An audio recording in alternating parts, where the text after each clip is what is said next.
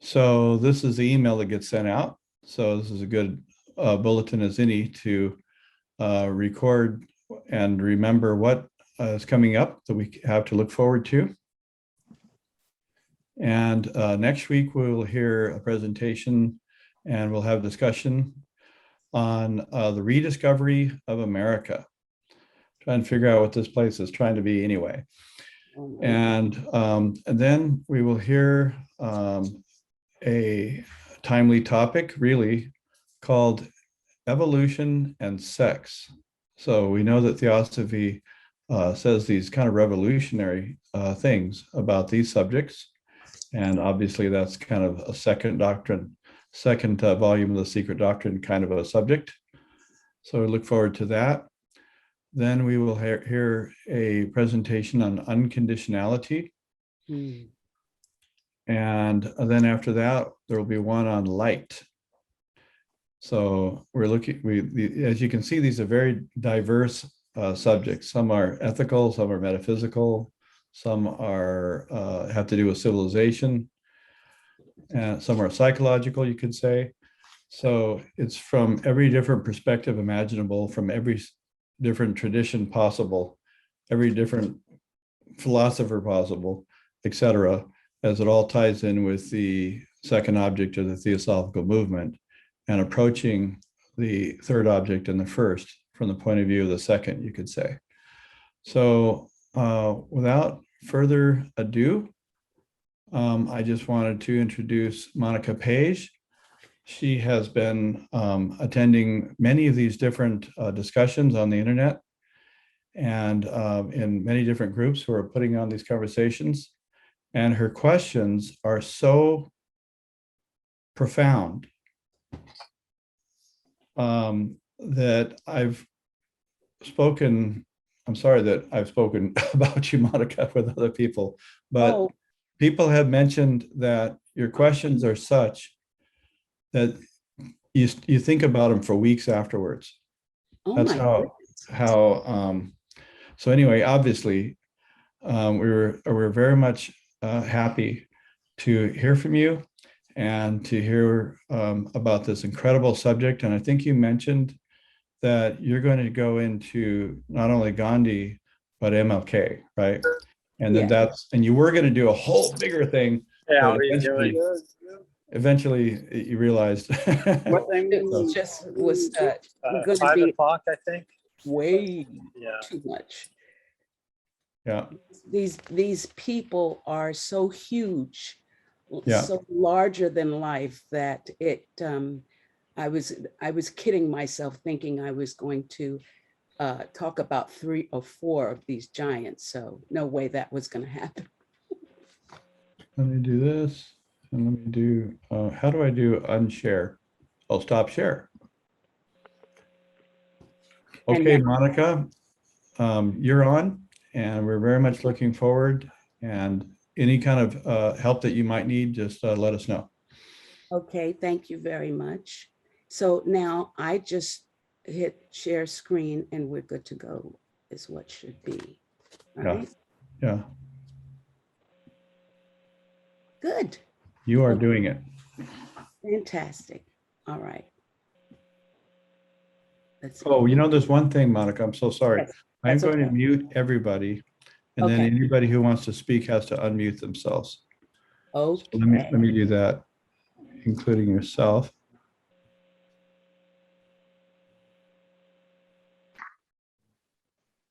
Let's see here. How do I do that?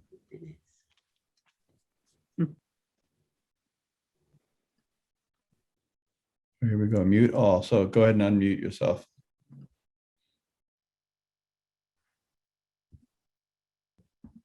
Can you hear me now? Yes? Yeah, I can hear. We can hear you. Okay, great.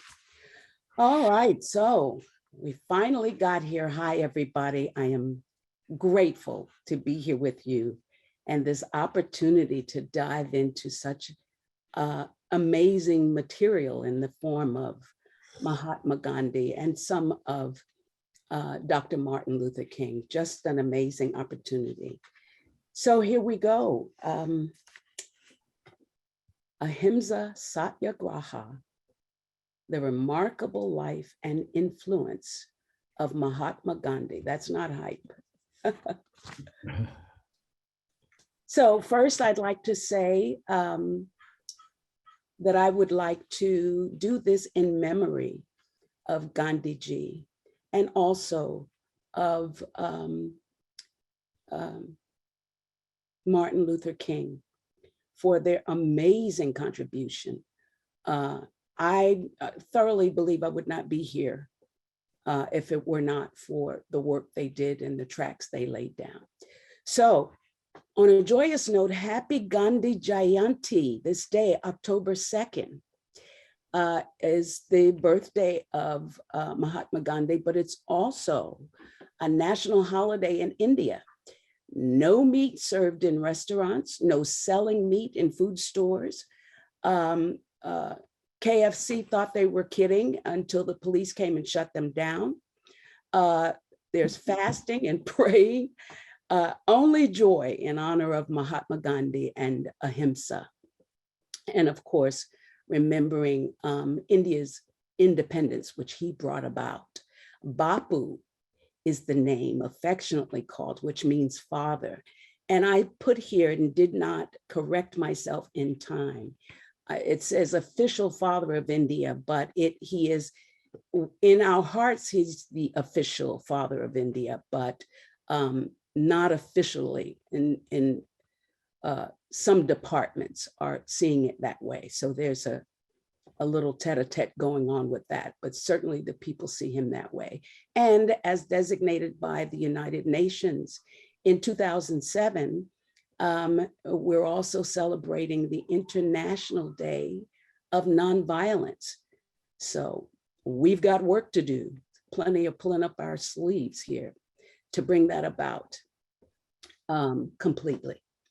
So anyway, here we go. We know the term AHIMSA-SATYAGRAHA, but let's go a little bit into the definition of it. So ahimsa, the ancient Indian term meaning nonviolence. The Sanskrit word himsa means to strike or to injure or to do harm. And when the letter A is added before a Sanskrit words, it means its opposite, as in not, or to not do, or do not. We know that in the 10 Commandments, it says, thou shalt not kill, but it doesn't go into much more than that, as contrasted by the ancient scriptures of India. In the Tibetan book, Buddhism, book called The Words of My Perfect Teacher, it goes into a long explanation of the fact that it's impossible to have perfect ahimsa while in a body. Just going through life, we tend to do harm in some small or great, if we're not conscious way. So the whole idea is to come as close as we can to nonviolence. And this nonviolence regarding the term ahimsa means in body to not do harm, in mind to not do harm. So it takes all of our principles to gather into this consciousness of harmlessness. And so hopefully, with effort, we get better and better at it. Satyagraha, a compound term in Sanskrit, sat or satya, which means truth or pure, and agraha, meaning holding firmly to truth. Satyagraha, holding firmly to truth. So like everyone else, Gandhi continued to be in process. And he had to come to a better understanding, he said, about the term, refining it, making sure that the word fit the description of what he was undertaking. So here's a quote from him about how this term evolved for him. He says, I had drawn the distinction between passive resistance as understood and practiced in the West and Satyagraha before I had evolved the doctrine of the latter to its full logical and spiritual extent. I often used passive resistance and Satyagraha as synonymous terms, but as the doctrine of Satyagraha developed, the expression passive resistance ceased to be synonymous. Therefore, it is Satyagraha that has three very specific essentials. One, Satyagraha is the weapon of the strong. It's impossible to be a coward and be a Satyagrahi.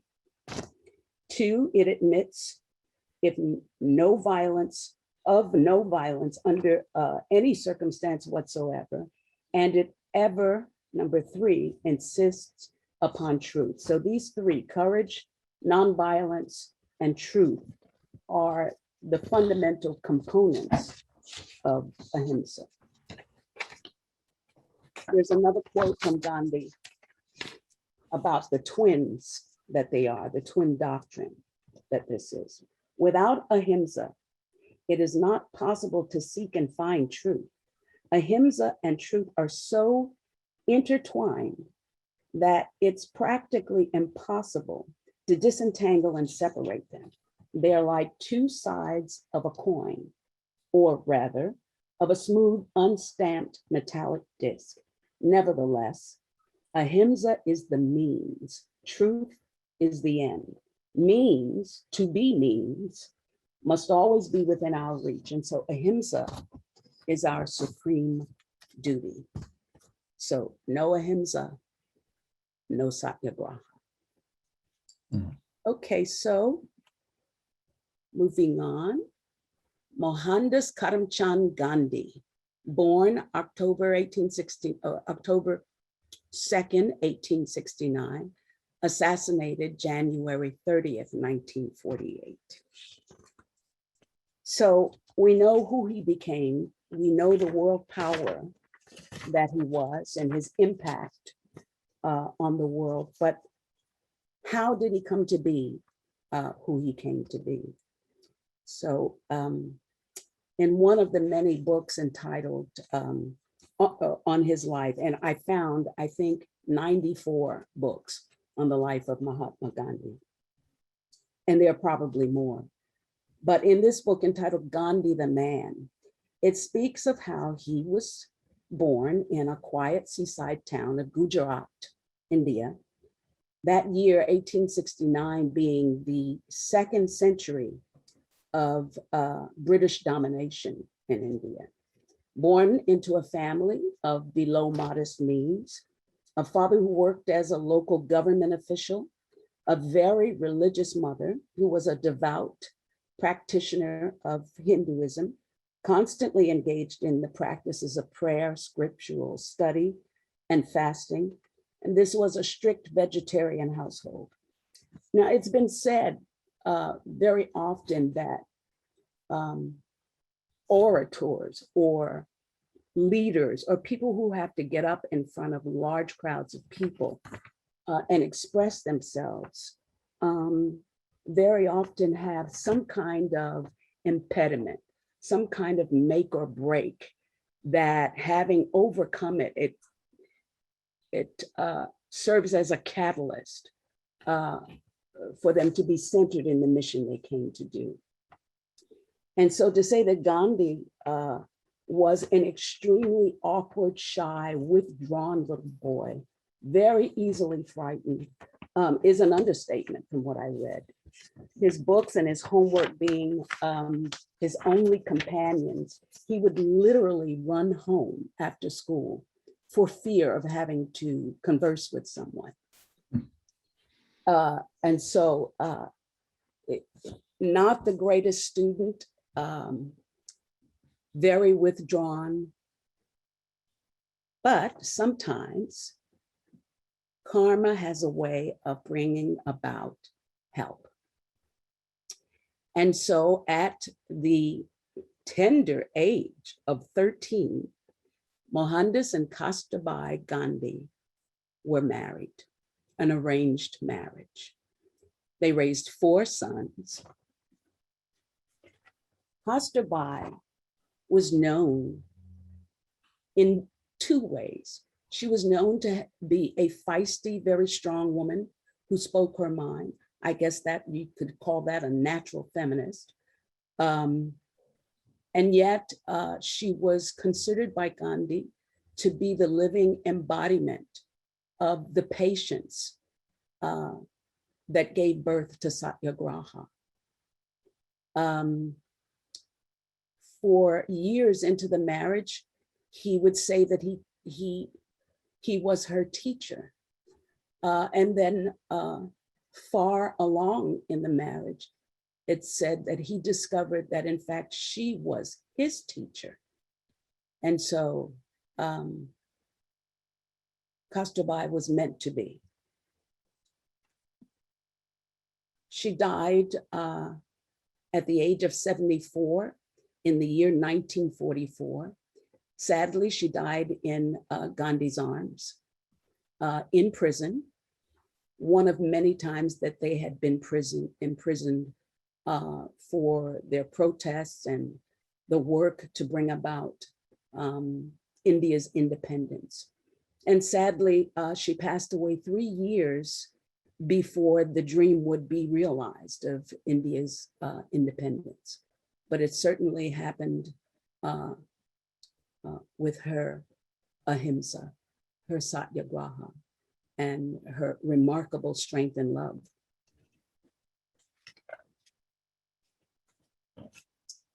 Okay. So Gandhi decided that he would go to London, not alone. He decided with his brother and also Kastabai that he would go to London to study law. And so he did that. And it was a miserable experience for him at first, at the outset. He was still struggling with this overwhelming shyness and awkwardness and interacting with people. And it was magnified by the fact that he was so far away from home, without and away from things and people familiar. And so at a certain point, a colleague of his, a student friend, said to him, "Hey, look, what are you doing? You're here to study law in London, but you're also here to assimilate Western culture, English society and customs. You know, get with the program here. You know, what is it with all of this isolation?" And so he listened to his friend, took his advice, and then he was all in. He was going to go for the gusto. He moved into the home of a family, a British family. He took up the foxtrot and learned how to play the violin. He wore very fine, expensive suits and silk ties and top hats, you know, in the English gentleman custom. But there was something going on with him that was absolutely had to be addressed and could very well have been a transforming moment for him. He realized that what was going on inside was there was a gap between his inner self, his inner life, and this effort at externals. And once again, that overwhelming awkwardness and shyness was only magnified by this process that he was going through. And so he found that, well, he said to himself, if my character makes me into a proper English gentleman, so be it. But he knew he had to give up this chase. And so it reminded me of one of his quotes here. It says, "To believe in something and not to live it is dishonest." And so it seemed to be saying that he was in pursuit of something far less superficial, obviously, than these externals. But his recognition of how he wanted to be as a person had him confront his own authenticity.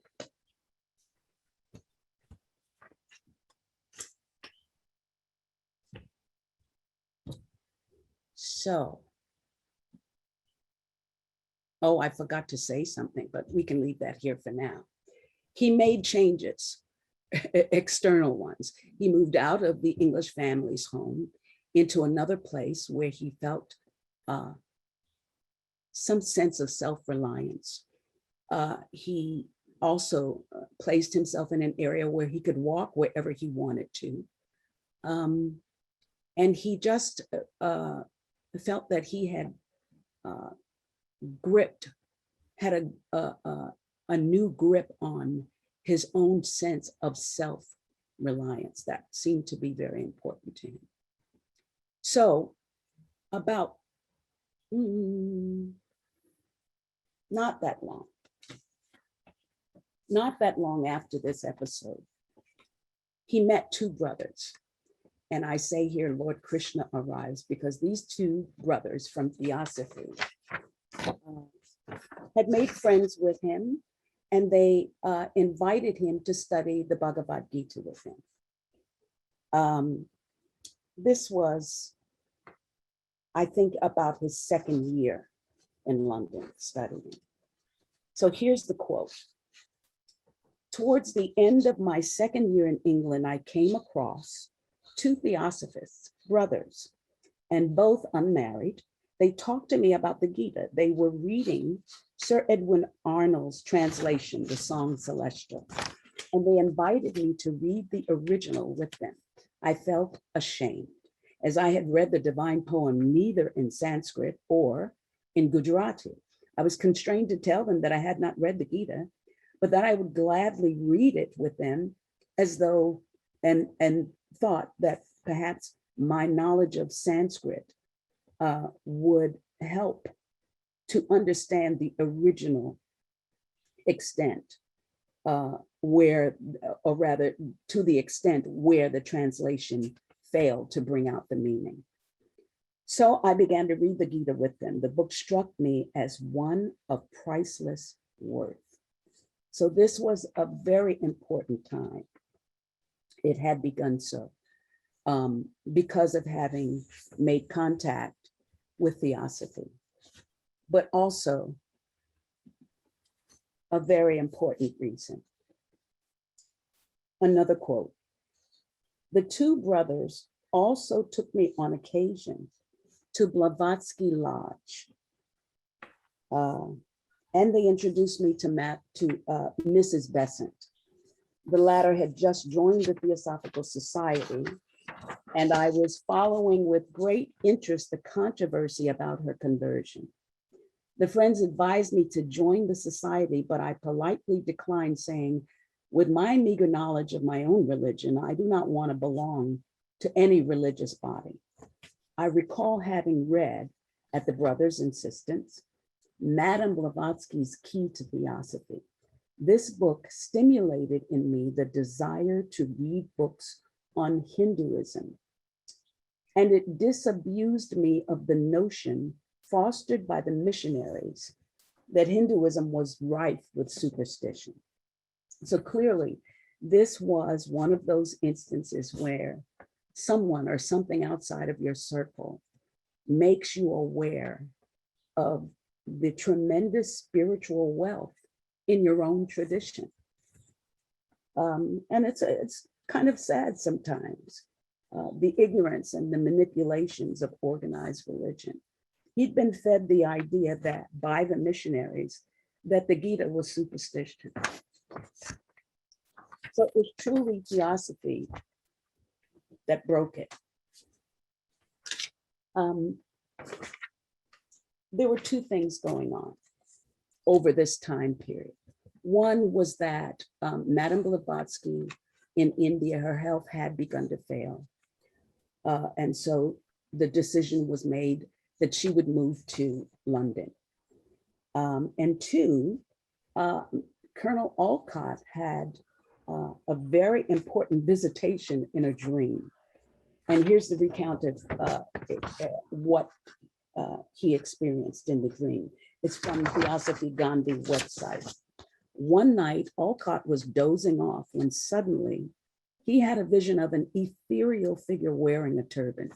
The figure spoke encouraging words to him, told him to travel to India. It said that the country was the cradle of the oldest civilization, and Hinduism was being chipped away by Western colonialism. It urged him to initiate a rebirth of traditional Eastern religions, including Buddhism and Hinduism. Blavatsky and Olcott took heed of this vision and moved to India, where they were welcomed for their embrace of Hinduism and aversion to the British elite. The Indians weren't used to Westerners encouraging the practice of their native religion. And so they expected them to try to convert them to Christianity. Blavatsky and Olcott started a publication expounding their theosophical ideologies, and much to the chagrin of the British. However, the Indian population led to the creation of a flourishing theosophical society and the eventual construction of headquarters at Adyar. And so from then on, theosophy gained significant traction, and the seeds of the Indian independence movement were sown. So she had done all of that, and it just seemed to be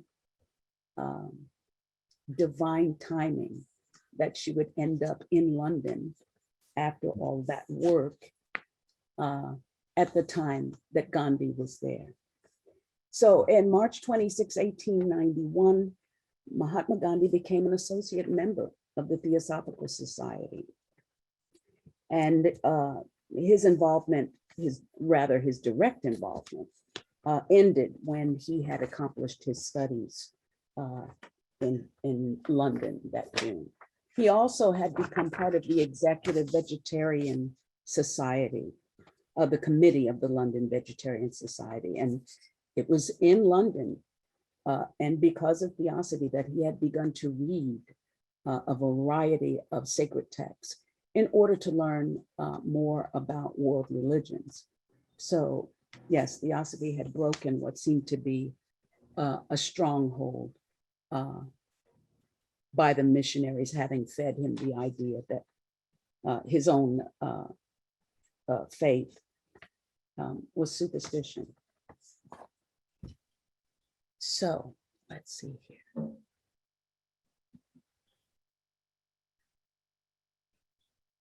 These are quotes from Louis Fisher, Gandhi's biographer. And it seems at the time, it had been made clear to him who Madame Blavatsky was and the authenticity of the teachings that she gives. He says, theosophy is the teaching of Madame Blavatsky. Theosophy is the brotherhood of man.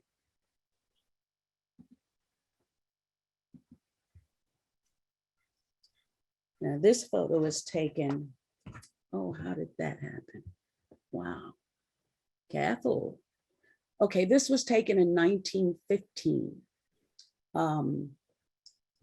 After he left London, it was a good stretch of time before he would be with or have a formal interaction with theosophy through a lodge or the Theosophical Society.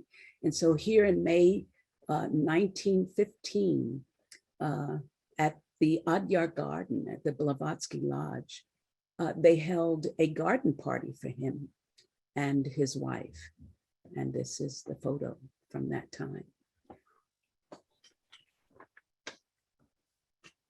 And I just want to say, even though he left the society, the Theosophical Society, in a formal way, he still interacted with the members, particularly B.P. Wadia and Annie Besant. B.P. Wadia was a part of the Indian National Congress. And so here's what he said about her.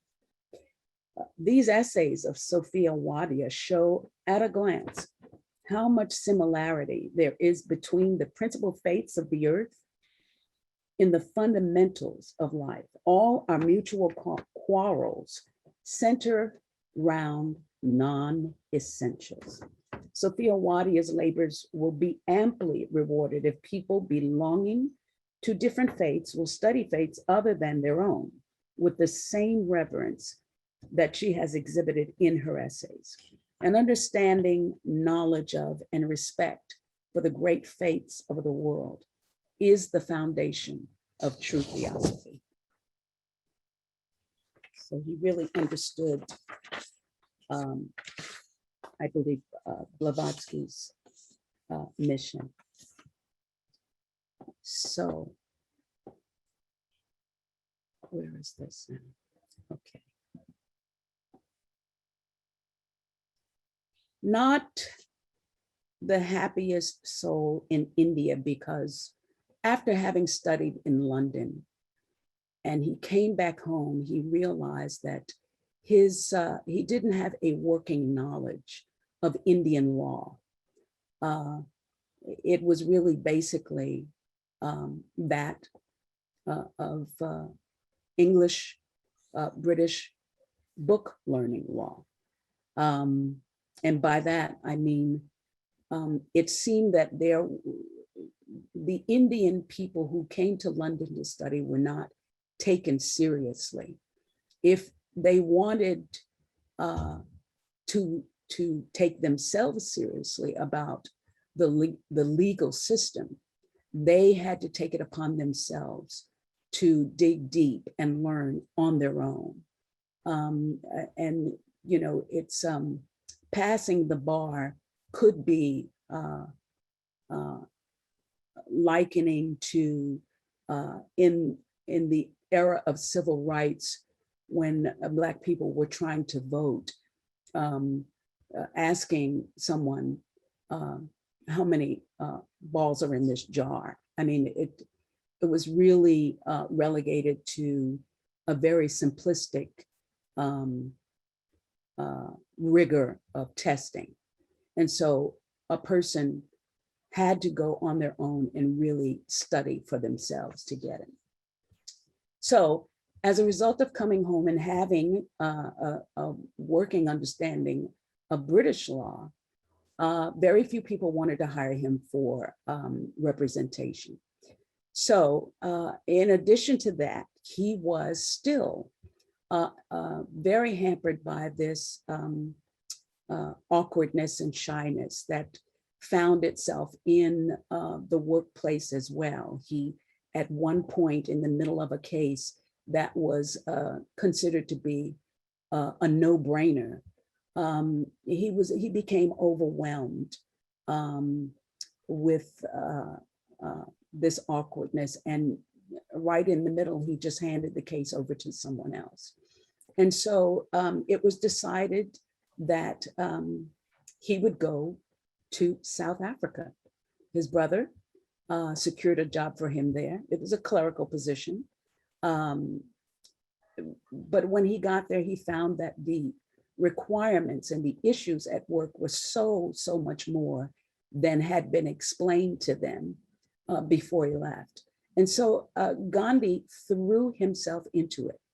He worked very hard, uncovered all kinds of information that nobody had even looked for.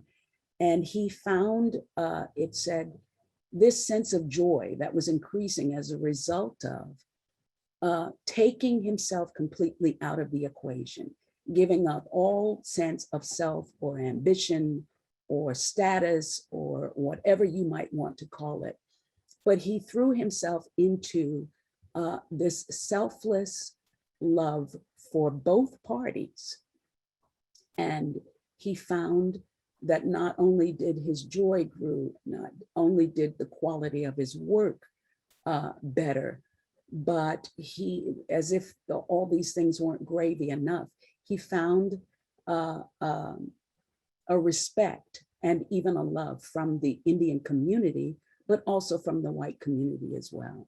So it was a total victory for him. And so I've been talking about here and there, bringing up this shyness and this issue that he had with just being so withdrawn. But everything from this point on does not mention one word of it. And so it just gave me the idea that he had transcended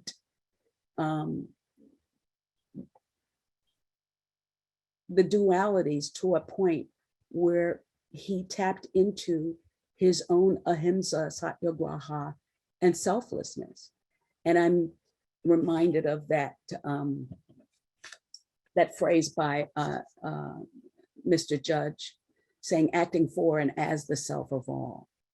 And so it seemed in how the story was relayed that this is what he found. And so those issues seem to just disappear, which is what generally happens to people when they are in full throttle in their inspiration and being the being that they know themselves to be. So he won that case and moved on from that transformational moment. He became very successful. He had his own law practice. And with this victory, he anew decided to go and take on yet another case. And I think everybody knows the story of the train incident, which was another transforming moment, where he had a legitimate ticket on the train and was told that he had to give up his seat because that area was for white people only. And of course, he refused to budge, was thrown off the train. And so this was his confrontation directly with institutional racism. And so he had to make up his mind as to whether he was going to stay and fight or go home. And with a little prodding, the night of his farewell party, the South African government had imposed yet another ruling that was to the detriment of the Indian community, and his colleagues pleaded with him to stay. And so he made the choice to do that.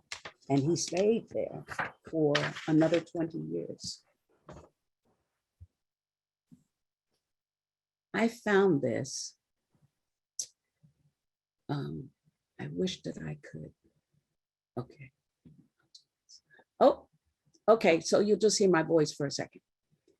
Okay.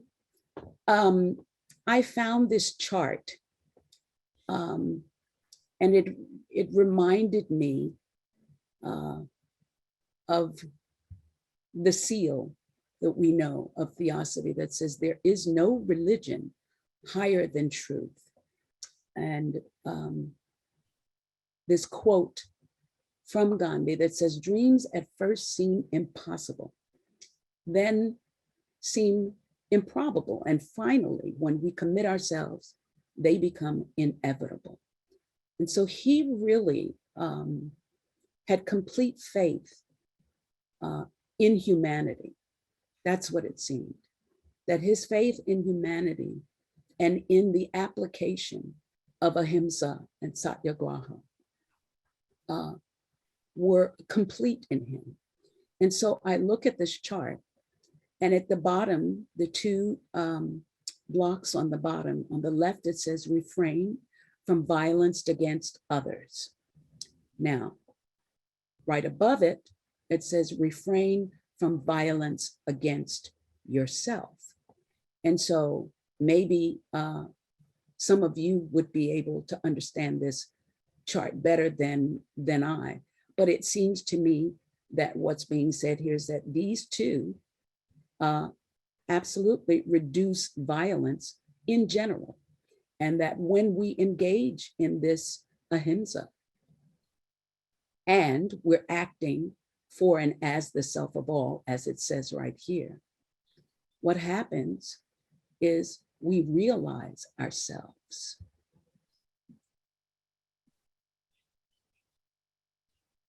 So the Dharma is to seek truth, the Satyagraha, realize ourselves, realize truth, and realize God. So he always said, from what I read, that in his idea is that to realize truth is to realize God, that God is truth.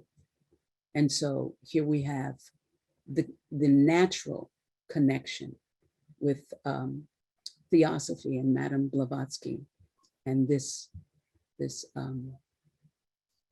seal that tells us that there is no religion higher than truth. So I just wanted to point that out. We'll do this way. Thank you. Okay. I just like this picture. That was, I just think it's adorable. But this was his, he was constantly reminding people that this strength that we're generating or that we're seeking is not a physical strength. It comes from indomitable will.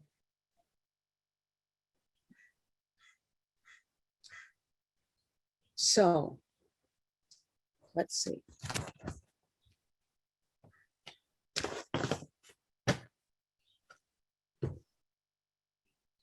A famous quote from our dear HBB: "He who teaches theosophy preaches the gospel of goodwill." And the converse of this is true also. He who preaches the gospel of goodwill teaches theosophy. Which brings me to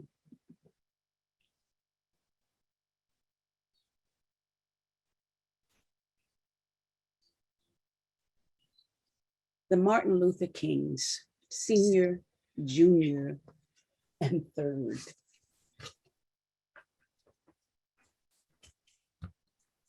Now there's this expression that says, the apple never falls far from the tree, which is not always the case, but certainly in this case, it comes close to home at least. What we have here is Reverend Martin Luther King Sr., champion of social change and civil rights. Martin Luther King Jr., champion that we all know, and Martin Luther King III, not a minister, but still active in his father's work today. Let's see. Dr. King was born in Atlanta, Georgia, to two siblings, I'm sorry, a brother and a sister. And this was certainly long before video games and SpongeBob SquarePants, but even if that had been available, this was a very different, strict household where there was plenty of fun, you know, for kids tearing around and playing games was certainly permissible.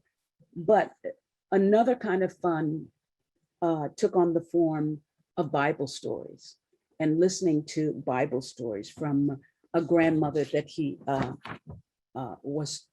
had so much love for. And the elder King was an old school strict disciplinarian. So when the kids got out of line, he would give them whippings. But it was noted in the writings that I found, and here's another cute. it was noted in the writings that he was a peculiar kid, his father said. Unlike the other two, whenever they got out of line in some way and he would spank them, he would just go into silence. He would never cry. The tears would run down his face and he would hang his head as if being very disappointed in himself and having disappointed his dad.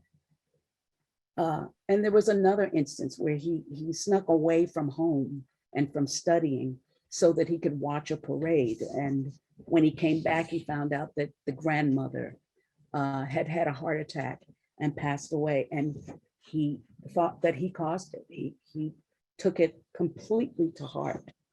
And so he felt responsible, and the elder king had to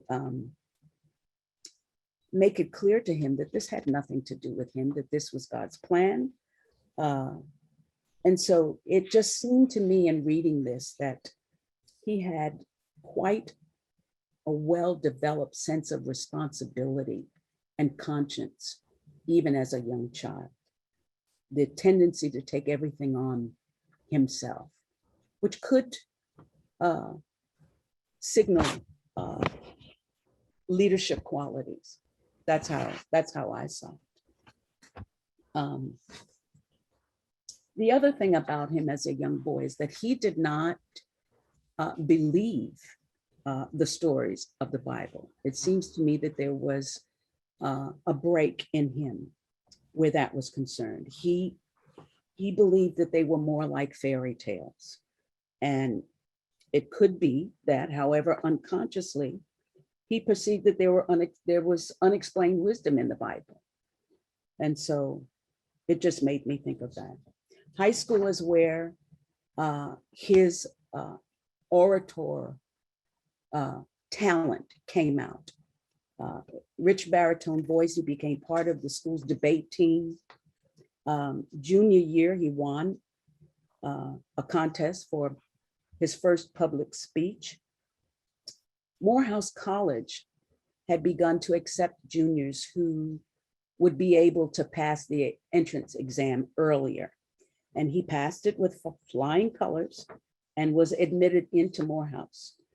Morehouse College was the alma mater of not just his father, but his maternal grandfather as well.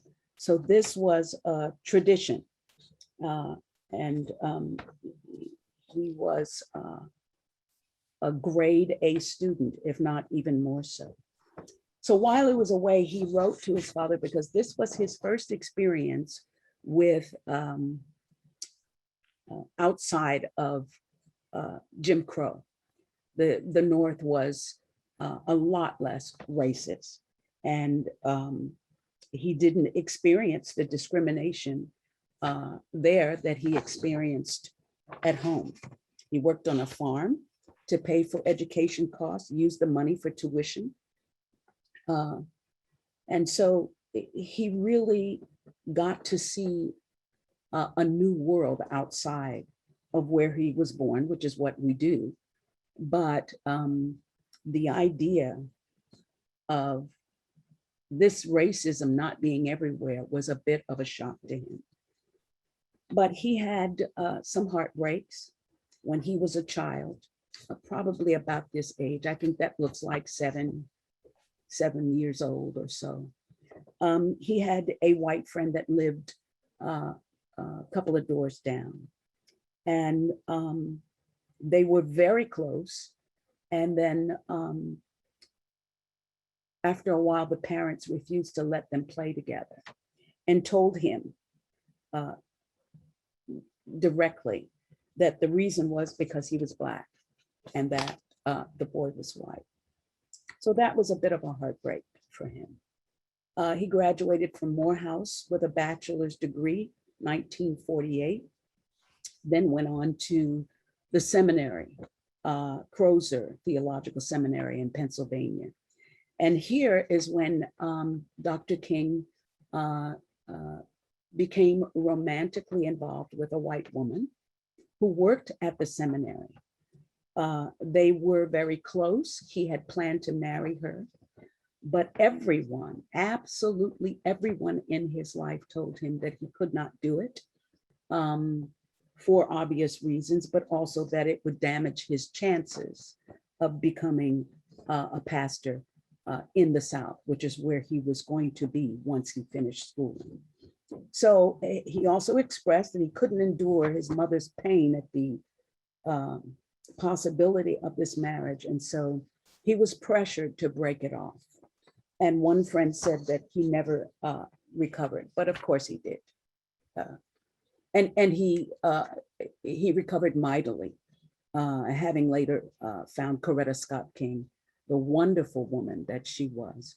And they would go on to marry and raise four children. But I put all of this forth because it indicated to me that these experiences clearly shaped his view and gave real power and meaning to the words of his speeches, particularly the I Have a Dream speech, the dream that one day his children would not be judged for the color of their skin. And so it was interesting to register that he was speaking directly from personal experience, which adds a little fire to the situation for sure. But his love for humanity absolutely increased. It would be safe to say that these kinds of experiences form a part of the psyche, and it's humanity's responsibility to heal. But Dr. King made fine use of the pairs of opposites in his life.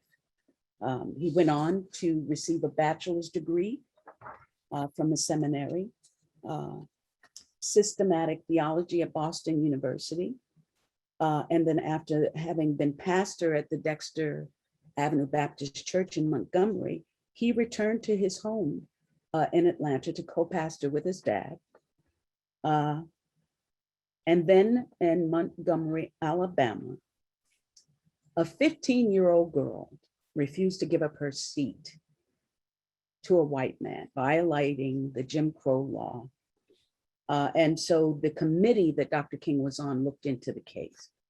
And it was decided maybe they should wait because of the fact that this was a young girl, and who knows what her behavior may have, I don't know.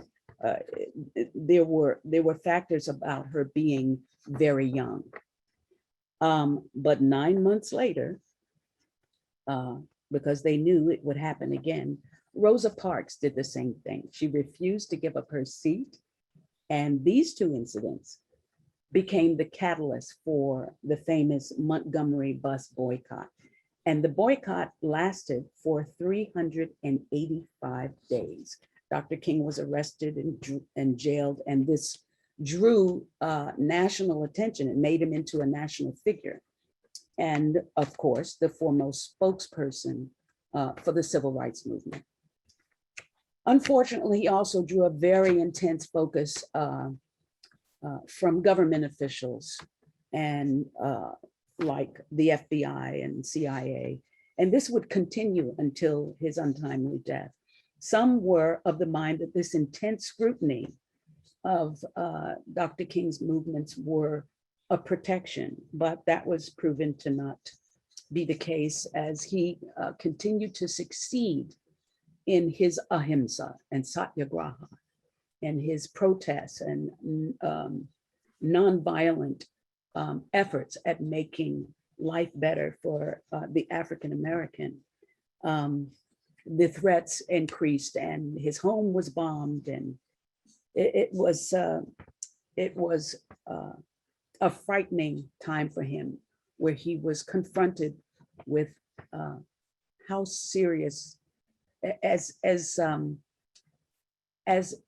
completely committed he was. He realized that the people who were against him were just as committed. So Dr. King had a full, complete spiritual life and a complete desire to raise up the African American people but he had not yet found the way to bring his spiritual beliefs into a wider arena. So it was very difficult for him because he had not yet found that. But he was still operating as the good Christian he knew himself to be. So here, well, how should I say? Most people think that Dr. King suddenly decided to be an advocate on behalf of the African-American people. But he had been interested and really fascinated by Mahatma Gandhi and what he was accomplishing. And as I said before, he still had not yet come to how he would make this, put this in the arena. Here's a slide. It says, a sign of a good leader is not how many followers you have, but how many leaders you create. That was Gandhi saying. And he also said, let no one say that he is a follower of Gandhi. You're not followers, but fellow students, fellow pilgrims, fellow seekers, fellow workers. And that sounds like theosophy to me. MLK is considered to be that bridge between the African-American struggle and that of India and South Africa regarding Gandhi's accomplishments, but it definitely did not start with him. It came to him through a lineage. It came to him through an entire network of civil rights workers, but he still did not have the connection on his own. So there were three people. Forgive me 1 second. The first was Howard Thurman, Dean of Howard University. Yes. Benjamin Mays, who was the president of Morehouse College. Mordecai Johnson, who was the president of Howard University. These three people had heard the call somehow. First of all, Howard Thurman, the dean, in 1936 traveled to India to meet with Mahatma Gandhi. And this was because of his own fascination with him and the results that he saw that Gandhi was getting. He had an intense dialogue with Gandhiji about the role of nonviolence. And he asked him if he thought that it could be applied for the African-American struggle. And he said, of course. Gandhi expressed to him that he felt very strongly that there could be a direct application, that Satyagraha could be applied to Jim Crow and the laws, those laws of segregation in the South. And he felt that there could be strong success with it. And Howard Thurman, thoroughly questioning him, asked if he felt that nonviolence could be a form of direct action. And Gandhi replied to him saying, not only is it a form of direct action, but it is the only form of action to take. So he told Mr. Thurman that Satyagraha is a force more powerful than electricity, more powerful than any idea, part of the law of nature, superior to all other forces, and it could be the most transformative power in bringing about change. So needless to say, Howard Thurman came home transformed by his meeting with Gandhi. Benjamin Mays, who's known as the inheritor from Lincoln's time of emancipation, which led to the HBCUs, the historically Black colleges and universities. He was president of the Morehouse College and also attended the same which is also the same school that Dr. King attended. So Benjamin talked about his trip to India and meeting with Gandhi. And this was the first time that Dr. King had direct contact with somebody who had direct contact with him. Like Howard Thurman, he came back, transformed and inspired. And finally, Mordecai Johnson, who was president of Howard University, was also part of this tradition. He traveled to India to meet with Gandhi, and he also came back and spoke of him to Dr. King. And so after receiving such amazing input from those he respected the most, teachers and mentors, he felt that this was the idea that he should take on, that his personal spiritual paths and beliefs could be channeled with great results in adopting ahimsa, which he had already been doing, but this thorough understanding was extremely important for his decision time. And he says, like most people, I had heard of Gandhi, but I never studied him seriously.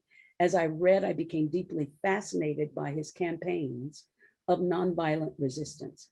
I was particularly moved by his salt march to the sea and his numerous fasts. The whole concept of Satyagraha, truth force or love force, was profoundly significant to me. As I delved deeper into the philosophy of Gandhi, I came to see for the first time its potency in the area of social reform. It was this Gandhian emphasis on love and nonviolence that I discovered the method of social reform that I had been seeking. So he found what would work. Now just, let's see here. Yes.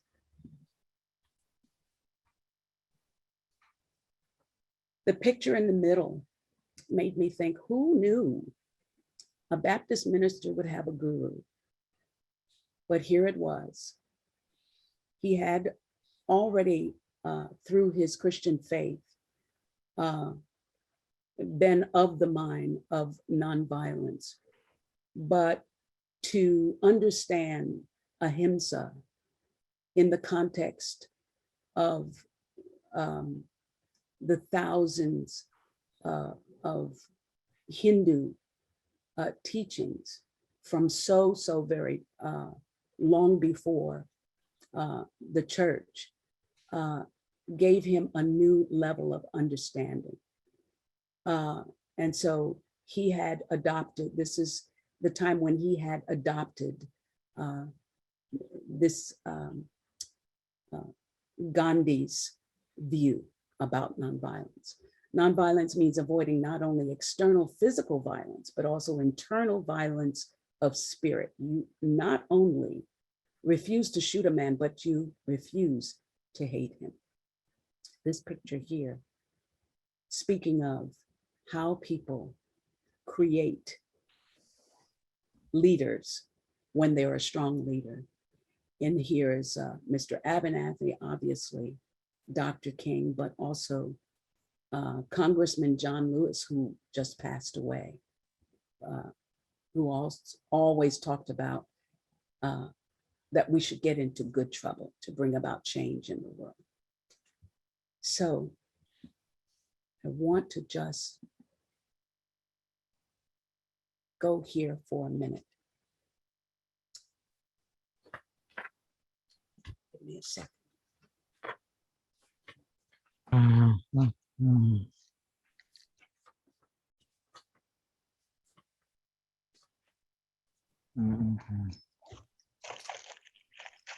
Give me a moment.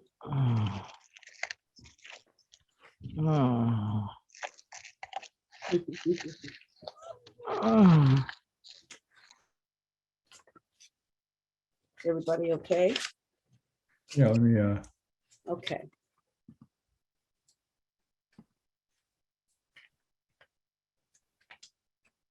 I'll be 1 second, I'm sorry.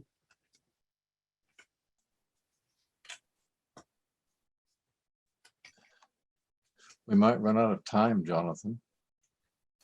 Okay. Okay, I will.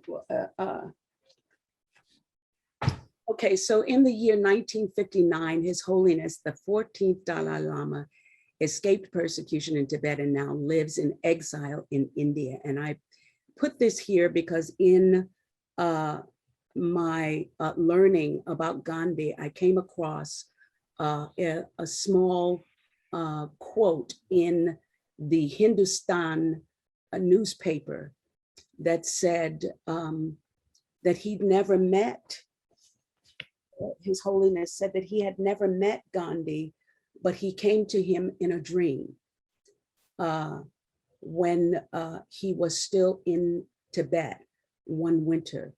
And so he said it made him realize that he had contact with Gandhi in a previous incarnation. I thought was very interesting. So, and it was also the idea that it was in the year 1959 that he made his escape from Tibet. Also in the year 1959, Dr. King traveled to India to meet Gandhi's family.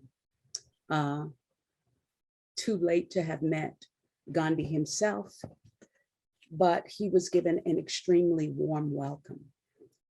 And he spent time with his descendants, but he also spent time reading the ancient writings and reading Gandhi's, I said the ancient writings, I meant the ancient scriptures, but also Gandhi's writings. And so it really just, it fueled his commitment to ahimsa and satyagraha to an even higher level.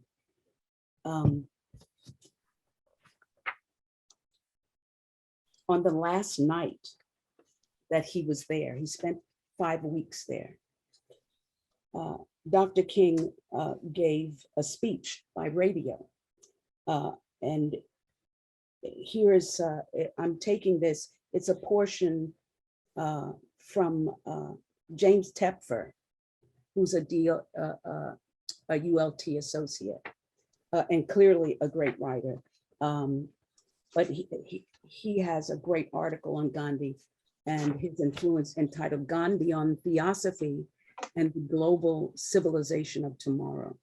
But he quotes the radio address from Dr. King saying, "Since being in India, I am more convinced than ever before that the method of nonviolent resistance is the most potent weapon available to oppressed people in their struggle for justice and human dignity.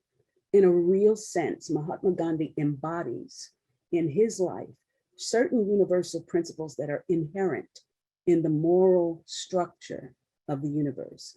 And these principles are as inescapable as the law of gravity." So he felt through his own Christian beliefs, and then through his mentors, and then through the experiences in India, a whole new level of faith in the nonviolence tradition out of India, and that he could bring it into America and do more even than he had done. He had some successes, as with the Montgomery bus boycott. But because, as I said before, the threats grew stronger, he really had to go make up his mind about this next level of commitment, in the sense that a lot of people didn't know it, but he had taken, agreed to rather, armed security. But he came to realize after being in India that he had to make a correction about this. And a fellow activist and friend expressed to him, they discussed that in order to really follow and become a channel for true ahimsa satyagraha, he could not be the aggressor in any way or help or aid an aggressor in any way. And so he did away with armed security. And so he came to terms with this level of the spiritual doctrine of ahimsa and nonviolence, and he removed all the firearm security from the environment and certainly from the campaign. But it was interesting to find that these remarkably strong leaders, they don't just wake up one day and have perfect practice in any doctrine. Like everybody else, they are in process and learning and perfecting that which they want to be devoted to. So as a result of his effort, 1964, the Civil Rights Act was finally passed. That too was a Satyagraha victory with much sacrifice. And then in 1965, the Voting Rights Act was passed. Another successful outcome for AHIMSA-SATYAGRAHA. Let's see, we can skip some of this. There were many sit-ins, peaceful protests. Finally, John F. Kennedy got involved, but here's one funny. There was an incident where he was giving the option to either pay $178 for a fine or spend 45 days in jail. So Dr. King chose jail. And we all know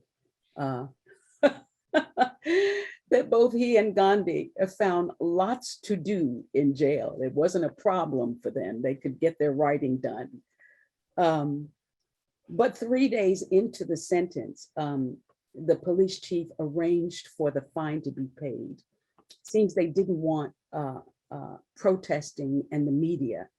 And then there was a blurb about the movement that said, "We had witnessed persons kicked off lunch counter stools, ejected from churches, thrown into jail, but for the first time, we were kicked out of jail." So it really was like a turn of events that was pretty ironic. The March on Washington, which we know was the culmination of a very long struggle. Dr. King's "I Have a Dream" speech. That speech has and will continue to go down in history as a landmark moment for America. But many people may not know this little story about it. Dr. King had crafted the speech well beforehand, clear about what he wanted to say. And then in the middle of the speech, his friend, the remarkable gospel singer, Mahalia Jackson, shouted from behind them, "Tell him about the dream." And so he went on delivering a few more lines from the speech. And she yelled at him again. She said, "Go on, Martin, tell him about the dream." And it said that at this point, he let go of this pre-planned speech he had. And that's when the orator just came to life. He soared with inspiration, showing his true gift. And I think we all know what Mahalia had in her brother. She was clearly trying to help him get into that sphere of the intuitive inspiration where everything else will be taken care of. And you just saw a remarkable speech. There were many more protests, many more marches. We know about Bloody Sunday, our dear John Lewis. But people in both Gandhi's world and Dr. King's world had learned about tapasya. They had learned about holding still and sacrificing their own discomfort for the sake of the betterment of the people. Later on, the Buddhist Thich Nhat Hanh, getting his name right is a little difficult. He wrote to Dr. King asking him to publicly denounce the Vietnam War, and King did so in public fashion.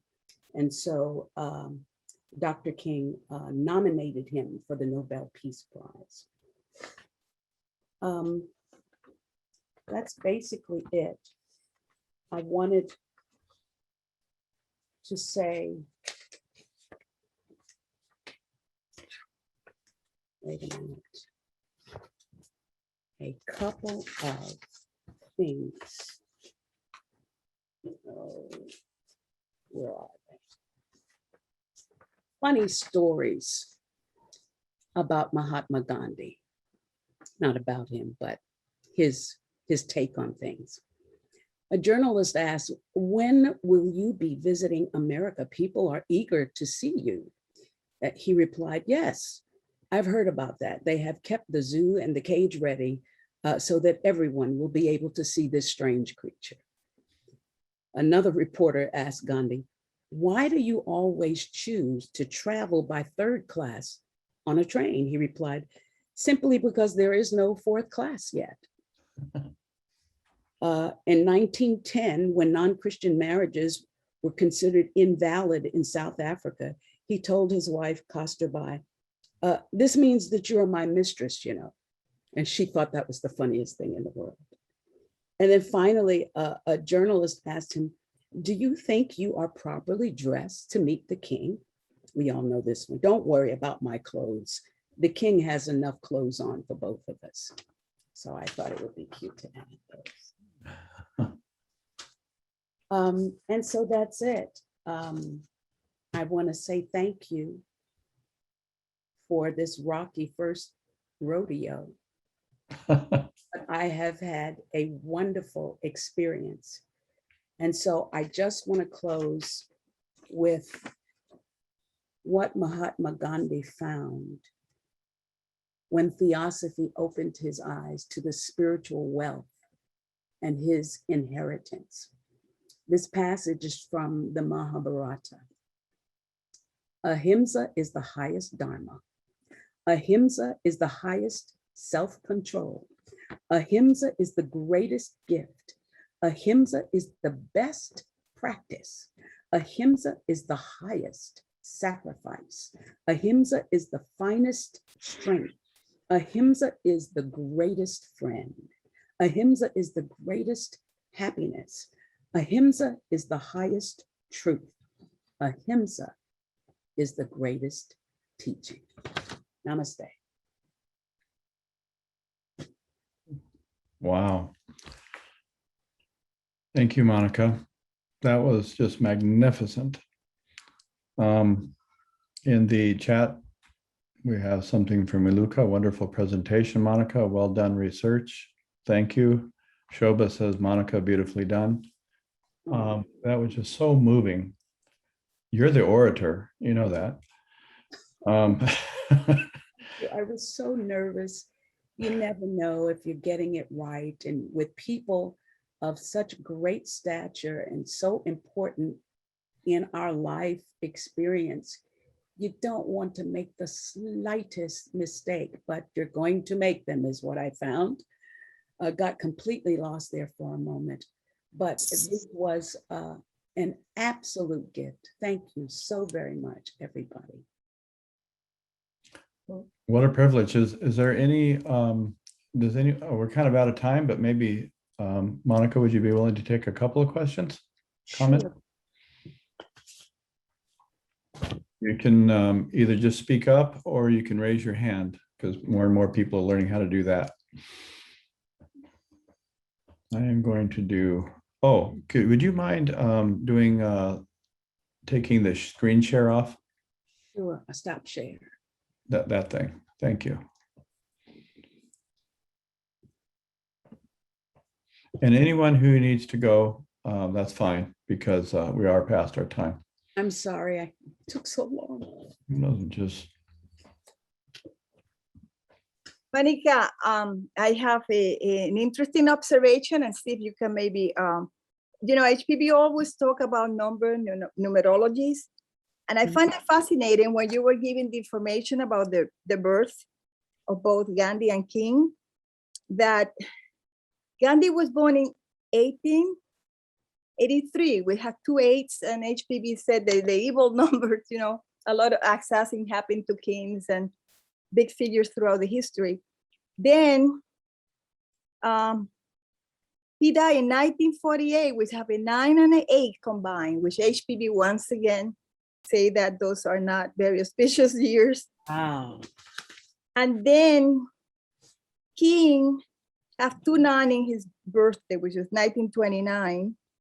And then he died in 1968, which also have a 9 and an 8 again. Incredible. Yeah, and then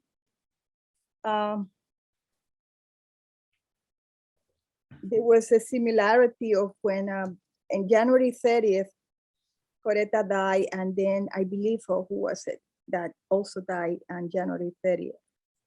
Oh my goodness. But he was born in 1869. Yes. On And I think- January 1869, October 2nd, yeah. October 2nd. and then Gandhi was born in January 30th or not? No. He was born today, October 2nd is his birthday, but he was assassinated January 30th. Oh, January, okay, that's what it was. January 30th. He was Yes, assassinated on January 30th. So he died on January 30th. yeah, Coretta King was also died. She wasn't assassinated, but she also died on a January 30th as well. Ah, So there were similarities in all these great beings. So yes. you know, It was interesting to see how everything is interrelated. but it was magnificent that you made that connection and the early connection that he had with theosophy, how it changed his life, but also changed Martin Luther King's life too, because if it wasn't for Absolutely. theosophy, that link, neither of them maybe have done what they did for the world. Yes, we were very fortunate. I think that the elder brothers, what is it said about them? They know the divisions of time, and they knew what it was India was having to handle, and sent the teachers to see to it that the people would reclaim this magnificent heritage they had. I think that is such a big thing to me. Also brings to mind what he said at the beginning of your talk there, the quote about we have to live our truth. And it brings to mind the closing of the declaration, a theosophist is who theosophy does. Yes. He was a theosophist before he knew what theosophy was.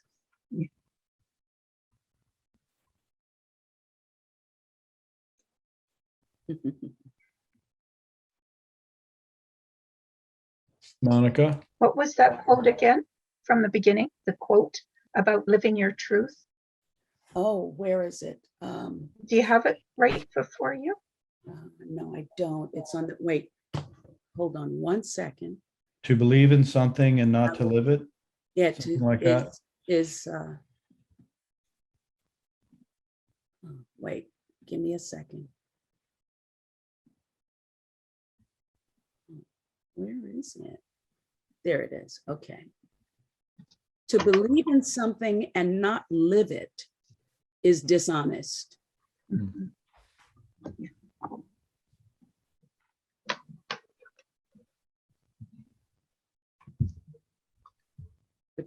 Which is true. Not easy. Boy, don't they make it look easy? Well, you said yourself that that they had these barriers that they had to overcome. You know, these kind of critical points to navigate, and that was part of their greatness and the uncertainty of those points that they encountered, right? Yes, absolutely.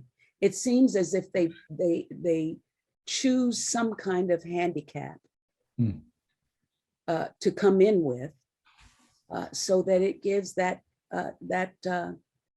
punch that they'll need to maneuver and to be strong and completely confident in what you've come in to do. So it kind of takes care of the personal while you're busy working on the impersonal. Mhm. Well, yeah. I- Thank you. I got to kind of toss off. I don't know what was said, Monica, but I thought what you said about King when he was young, I never knew about that in terms of his response to his father's discipline and the whole thing about his conscience. I knew he was sensitive, but it shows an amazing maturity.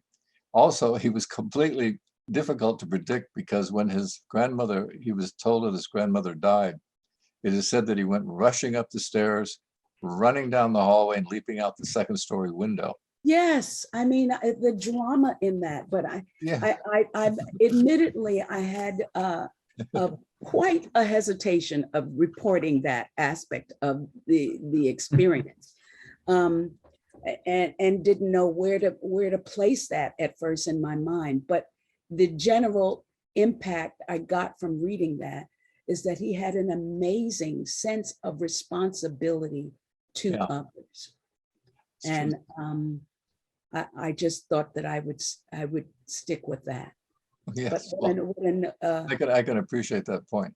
By the way, this is independent of context. I have to, content of what you said was which was so sculpted and quite beautiful. Your voice and the rhythm in which you present things is really wonderful to listen to. oh, It has a way of just being so easy, like a flow, almost like a Southerner with a Southern accent, but Oh. just your own. And it's just easy to listen to and understand, and it's very elevating. So oh, just as a personal level, I just want to tell you that that's just quite wonderful. thank you very much. Oh boy, what a shot in the arm. Thank you very much. Well, I would say, since we are kind of past our time, that I just want to thank you so much, and just beautiful synthesis and analysis, and your voice, and just magnificent. So Thank you. thank you very much, very Well, much. thank you very much. Everybody, be well and safe, and I sure do love you. Take good care of yourself.